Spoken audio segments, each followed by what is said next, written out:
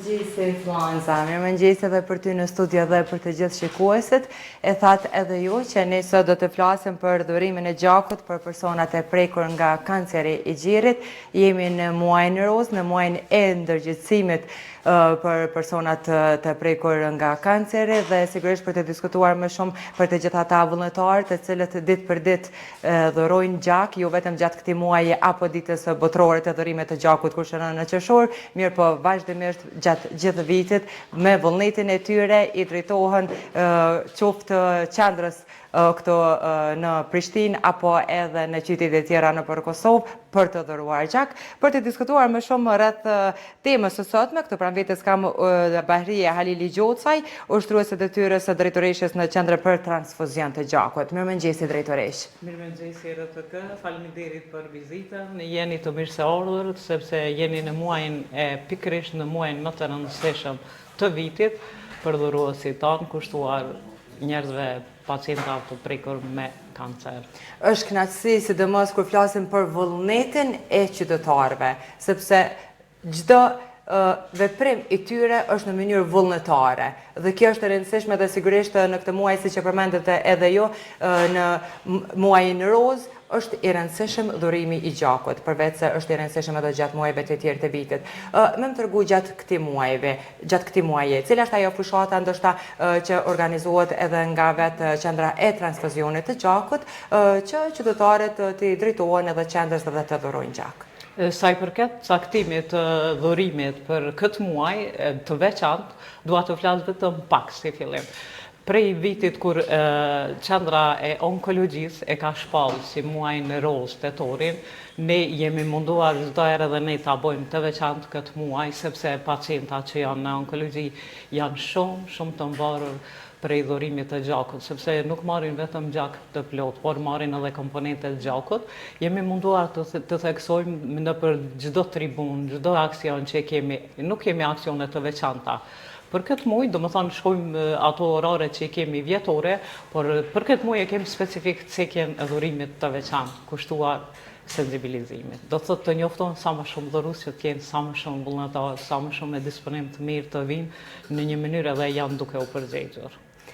Sa është interesimi i tyre? E vreni ndoshta sidomos në këto vitet të fundit, ne kemi qenë edhe herave të tjera, pavarësisht që sot është ndoshta ende herët, mirë po këto salla, këto dhoma, këto tek qendra transfuzionit të gjakut janë të mbushura. Është rritur interesimi, është bërë vetëdijësimi i qytetarëve për rëndësinë që ka dhurimi i gjakut.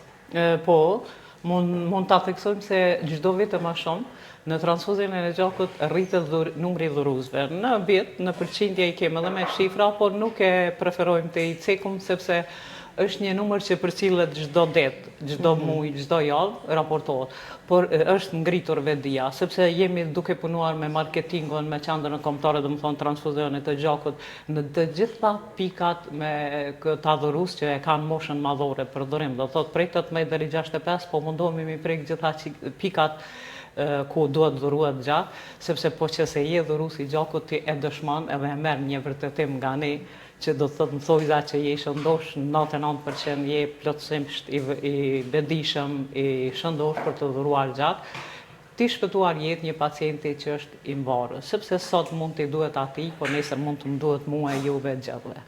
Bile dhe ju jeni këto si dhurues në RTK-ja, veç e ka bërë si aksion dhurimit, por sot është fillimi i mëngjesit, nga një ditë na ndodh që këto që në mëngjes të jetë të mbushur me dhurues të gjakut, por mbaret prej planifikimeve dhe kërkesave që i kemi nga reportet e CKUK-s. Kemi edhe qendra tjera në region, gjitha qendrat janë pak më të mobilizuar këtë muaj, edhe muaj tjerë për shembull qershorin që e kemi javën e dhurimit, po na çdo ditë e kemi javën e dhurimit, ditë dhurimit. Kur jemi tek kërkesat, në këtë rast po flasim për personat të cilat janë të prekur nga kanceri i gjirit, në bazë të asaj nivelit të rezervave të gjakut këtu tek transfuzioni. Janë të mjaftueshme në bazë të kërkesave apo ndoshta Po, Flora, në kërkesat e gjakut, çdo ditë i bojmë planifikimet spitalet tjera, dhe më thonë repartet ku nevojitet gjaku, nuk ka repart në që Arrijet mbulueshmëria.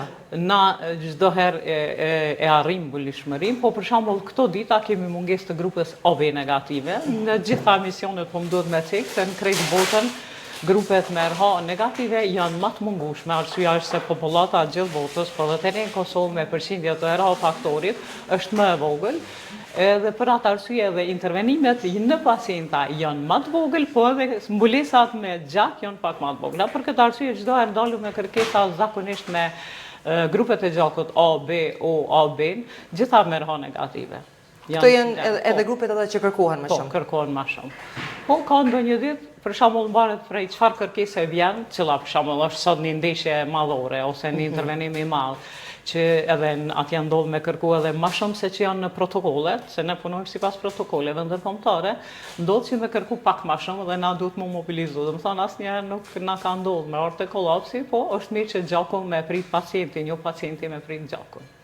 Ndërsa drejtoresh ka ende persona të cilët nuk kanë bërë më herët të dhërim të gjakut dhe përderisa e shohin edhe këtë bisedë, informohen edhe shumë edhe për rëndësinë, e thatë edhe ju edhe më herët që 99% një person është i shëndetshëm, përderisa e bën edhe dhurimin e gjakut, ajo bëhet një lloj vërtetimi për atë individ, mirë po cilat janë ato kriteret që ju në fillim një personi i kërkoni për para dhërimit të gjakut, edhe ndoshta tani nëse dikush nuk ka dhëruar, ta ketë parasysh derisa i drejtohet edhe qendrës së transfuzionit të gjakut. Pyetja e qelluar, do thotë nëse personi don me dhuru ose është dhurues për herë të parë, e ka kalu moshën madhore, numër 1, të jetë mbi moshën 18 vjeçare, ndonjëherë në rrethana të caktuara, kemi edhe aty lëshime me pajtimin e mjekut ose të prindit për cilësit kujdesor, por së pari duhet ta kaloj moshën, ti kaloj standardet e peshës, vjen në transfuzion, në hyrje të transfuzionit është qendra pranimit, ku orientohet nga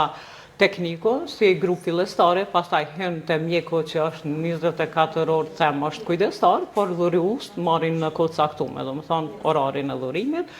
Dhe mjeku që është transfuziolog në pranim e ka pyetësorin, i cili është ndërkombëtar, është në 2 gjuhë, 3 gjuhë, varet çfarë vjen dhuruesi, e plotson ato së bashku me mjekun, intervistohet, do thotë ka pyetje të cilat mos ju marr shumë kohë, cilat duhet t'i plotësoj dhuruesi, do thotë jetë i shëndosh për me kalu prej mjekut çat standard, pastaj kalon te dhurimi. Do thotë veç duhet ta ndi veten mirë, të jetë i shëndetshëm, të jetë pa terapi e disa me radhë.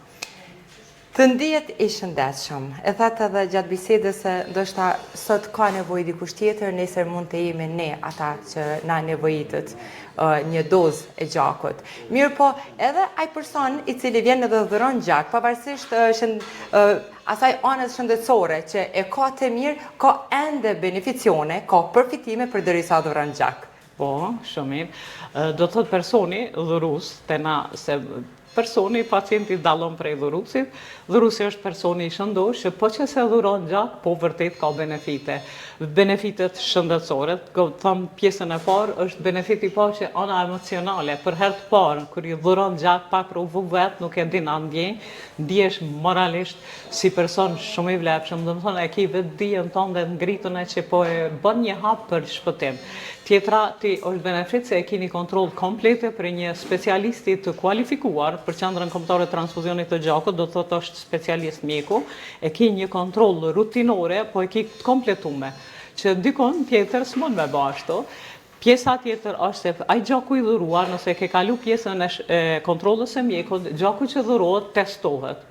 Testimet që i bën gjakut janë shumë teste që nuk bën në private, ose edhe në spitale tjera ku punohen nuk e di atë pjesë sa qyshtet, po është një benefit që e vërteton që nuk i smundje nxitse transmisive.